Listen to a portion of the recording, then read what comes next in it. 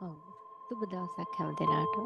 ඉතින් අද මම හිතුවා කතා කරන්න මගේ ආදරණීය දෙමාපියන්ට. මොකද මේ දරුවන්ව හොඳ තැනකට ගේන්න ගොඩාක්ම මහන්සි වෙන සහ උවමනාවක් තියෙන මූලිකවම දෙමාපියන්ට.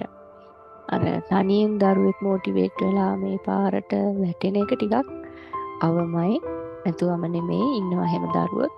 නමුත් දෙමාපියෝ තමයි හුඟක් වෙලාවට මේ දරුවන් උනන්දු කරන්නේ ඕලෙවල් හරි එලෙවල් හරි විභාගයක් හොඳින් පාස් වෙන්නට. ඉතින් මං හිතුවා මේ ගැන කියන්න ඕනේ කියලා මුලින්ම. අපි සාමාන්‍ය පෙළ විභාග ගැන කතා කරනකොට හුඟක් වෙලාවට දැන් අර අපි ඉගෙන ගන්න කරුණු 10 සහ 11 වසර පමණක් ඕලෙවල් විභාගයට එනවා කියලා අපිට එකපාරට කියන්නට බෑ.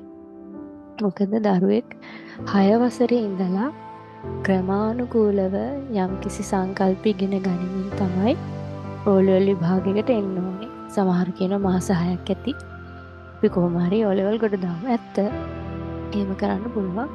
ඒ කියන්නේ ක්‍රමානුකූලව කාලසටහනක් හදාගත්තොත් උවමනා තියනවා නම් බැරි නැහැ ලකුණු ගන්න.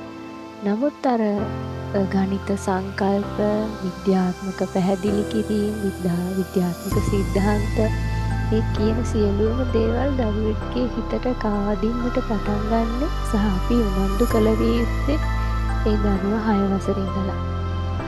බොහෝ විට ඊටත් කලින් ඉඳන්. නමුත් අඩුම තරමින් 6 වසරේ ඉඳලා දරුවෝ උනන්දු වෙන්න ඕනේ.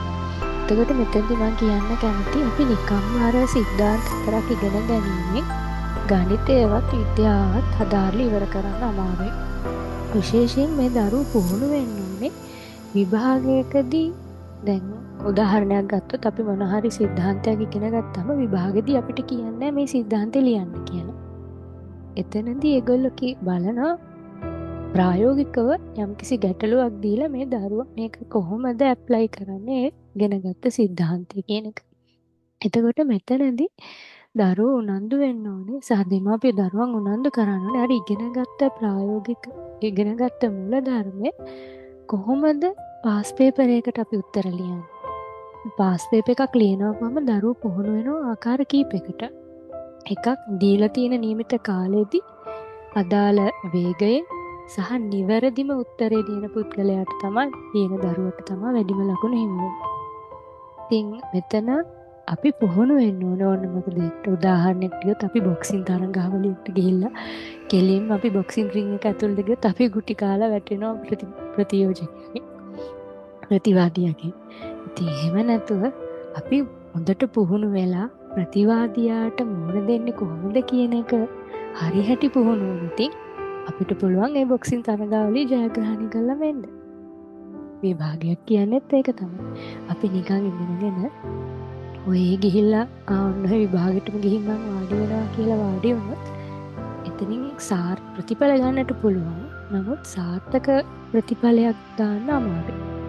ඉතින් මගේ පන්තියේදී මම විශේෂයෙන් තියරි එක කියලා දෙනවා හොඳට. විශේෂයෙන් ගණිතයේදී නම් තියරි එක කියලා දීලා ඒත් එක්කම ඊට අදාළ නොයෙකුත් ආකාරයේ ගණන් කියන්නේ සුළු මට්ටමේ ගණන් ඉඳලා ඒක ටිකක් අමාරු සංකීර්ණ තත්ත්වයකටපත් වෙන ගණන් දක්වා ගෙනිහිල්ලා මේ දරුවන්ව පුහුණු කරනවා කොහොමද ඉවර ලියන්න කියලා. එතකොට 10 සහ 11 වසර හැම ඒ විෂය එකකයක් අවසානයේදීම මම බලනවා පාස් පේපර්ස් වලින් පහුගිය පේපර්ස් 10ක පමණ 10ක 12ක පමණ පාස් පේපර්ස් අරගෙන ඒවට අදාළ කියන්නේ අදාළ ඒකකින් ආපු ගණන් දාලා ඒවට පුහුණු කරනවා ළමයින්ව ඒ ඒකකයේ අවසානයේ.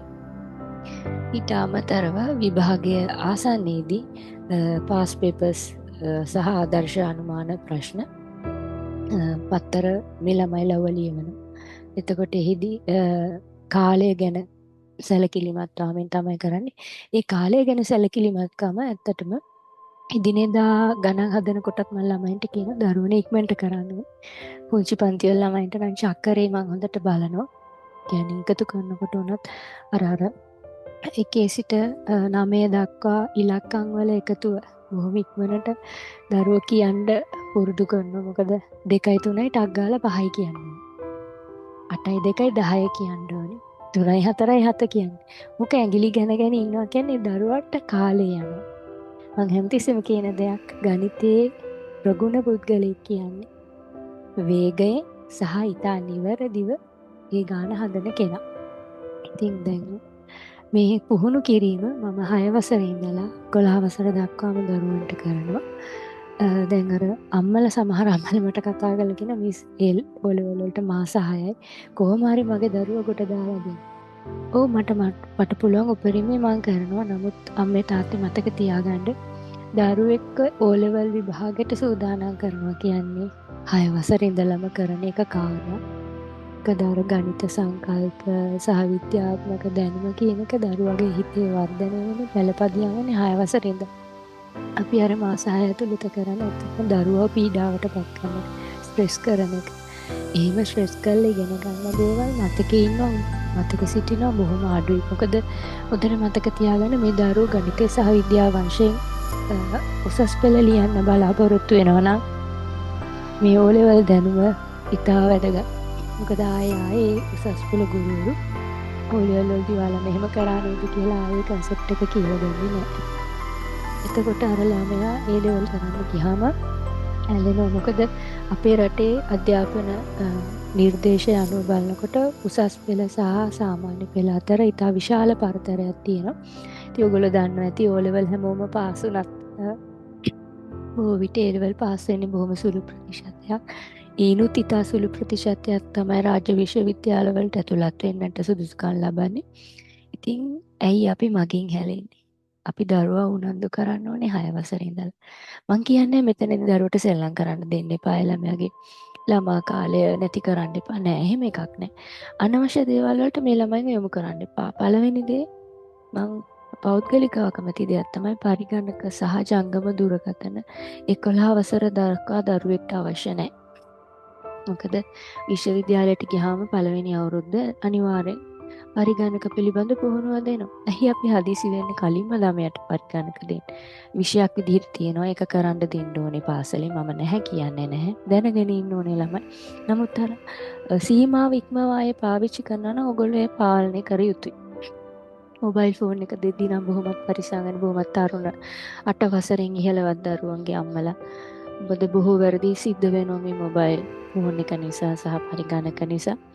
ඉතින් ඒවා ඇත්තටම අනවශ්‍ය. ඒ වෙනුවට ඔයගොල්ලෝ ගෙදර හදන්න ලයිබ්‍රරි එකක්. මොකද මගේ තාත්තා වෙදේ කරා. ඒ ලයිබ්‍රරි එකේදී ඇත්තටම ලොකු දෙයක් වෙනවා. දැන් අර පරිගණකයකින් සහ ඒ දේවල් වලින් ළමයින්ගේ ඔළුවට ඔබ්බනවා දැනුම. වලින් හැබැයි පොතක් කියවලා ළමෙක්ගේ දැනුම ගන්නවා කියන්නේ ඒ ළමයා ඒක ඔළුවේ ඇඳ ගන්නවා චිත්‍රයක්. පළවෙනියට හිතන කතාන්දර පොතක් කියලා. මේ මගේ පොඩි කාලේ ගැන මම අපිට රූපවාහිනියක්වත් තිබුණේ නැහැ ගෙදර. ඉතින් අර චිත්‍රයක් පොතක් කියවනකොට අපේ ඔළුවේ රූපය ඇඳෙනවා. අපි හිතනවා දැන් ඊළඟට මොකද වෙන්නේ?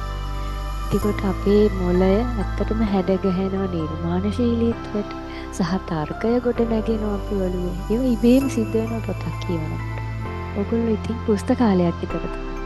ඒක ගොඩක් වැදගත් දරුවෙක් එක්ක බලනකොට අර හොඳ පරිසරයක් දරුවෙක්ට ලබා දෙන්න ඕන නම් ගෙදර සාලේ මැද්දේ තඩි ටීවී එකක් තියලා ලොකු පරිගණකයක් තියලා ලැප්ටොප් එකක් දීලා ළමයි අතට අපේ ළමයටත් මොබයිල් ෆෝන් එකක් තියනවා කියලා උජාරුවෙන් කියන්න කාලයක් ඉස්සරහට ඉතුරු වෙන එකක් නෑ. ඔයගොල්ලන්ට තේරෙයි තව අවුරුදු 5ක් 10ක් යනකොට සමාජයට මොකද වෙන්නේ කියලා. ඉතින් අපි උගත්තු කරන්න ඕනේ දරුවන්ව තාක්ෂණයෙම දීලා නෙමෙයි පොත් කියවන්න පුරුදු කරන්න. ඕගොල්ලෝ නොදැනුවත්වම දරුවා ඉතාමත්ම හොඳ බුද්ධිමතෙක් බවට පත් වෙයි. තාක්ෂණය යොදන්න ඕනේ. මම නැහැ කියන්නේ. මමත් කරන්නේ ඔන්ලයින් ක්ලාසස්. එතකොට තාක්ෂණය අවශ්‍යයි. නමුත් ඒ සීමාවකට යටත්ව කළ යුතුයි.